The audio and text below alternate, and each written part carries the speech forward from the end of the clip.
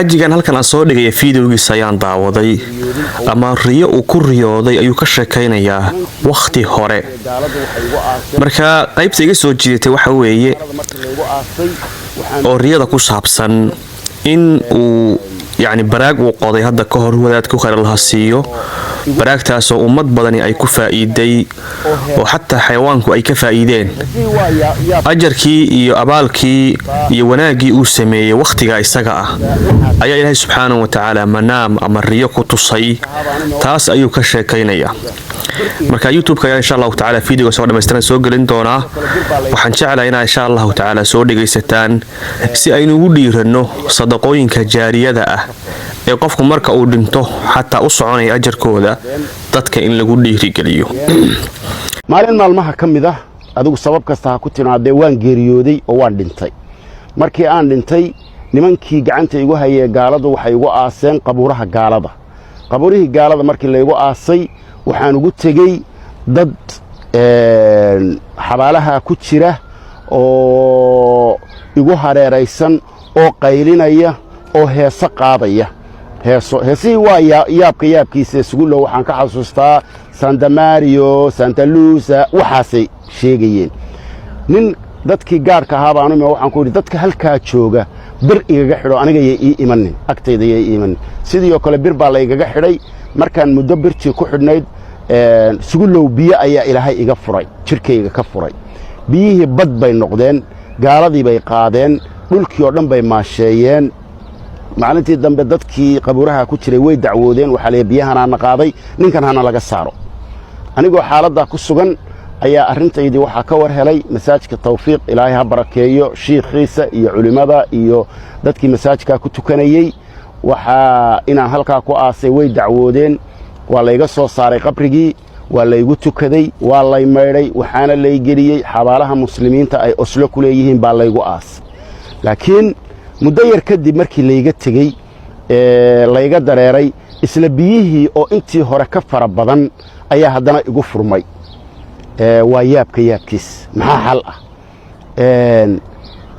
kadib wiil aan dhalay ayaa markuu ogaaday biyahaasi inay ugu furmeen buu wuxuu go'aan qaatay in la iga saaro qabriga meydkaygana loo qaado magaalada Muqdisho. diyaarad buu halka igaga qaaday garoonka aadan caduu iga dajiyay. ilaahay mahadiisa masaajidka Sheekh Ali Suufi baa la igeeyay. dad aan isiri markii riyadu ay igu lahayd waa 50,000 oo qof ayaa meydkayga ku tukaday. waxaa la igu aasay xabaalaha barakaad. markii xabaalaha barakaad la igu aasay qol weyn oo waasac ah ayaa la dhigay. garabkayga halka naaskayga bidix hoostiisa oo dhinaca bidixa ayaa waxa la igu xidhay biyo Soomaalidu faantada aad u garanaysaa midabka faantada leh oo macaan oo qabow ayaan cabayay. biyahaygi markii aan laastay goor galab ah waxa casuumad ii sameeyay Dr. Ali iyo Sheikh Cabdirashiid Ali Suufi ayaa magaalada casuumad aad u qurux badan iigu sameeyay. waliba yaabkiisa sugulow casuumadda meesha la iigu sameeyay waxay ahayd doon ka soo bilaabanaysa dhulka bridge dushii ku soconaysa magaalada ka gudbaysa meel xeeba tagaysa haddana soo noqonaysa dhexdooda guryo ayaa ka dhisnaa. guryaha dhexdooda ayaa waxa la iigu sameeyay casho aad iyo aad u qiimo badan oo macaan badan. meesha iyo Soomaaliya iyo destinationkaygii ugu dambeeyay raaxo badan ayaan kala kulmay. riyadaas ay cajab gelisay laakiin riyooyinka ay soo maray boqolaal sugulow way dhaafayaan inkastoo aan maanta wada xasuusan laakiin taasaan idin dooray. waxa kale la yaab leh riyadii waxaan u sheegay Dr. Ali Maxamed Saalax ilaahay ha xafido sheekhayaga. waxaan ku yiri riyadaas iyo baan kula kulmay xilligii koomada ee balka waran. wuxuu yiri ceel ama meel laga cabo oo aad qoday ma jirtaa oo bahaayinka iyo xooluhu ka cabaan.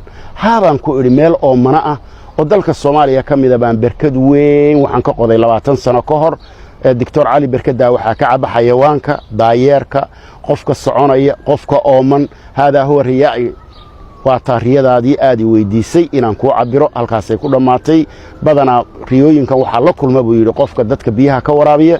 sidaa darteed adiga iyo inta kale waxaan kula talin lahaa in dadka loo ogaado meelaha oomanaha in biyo laga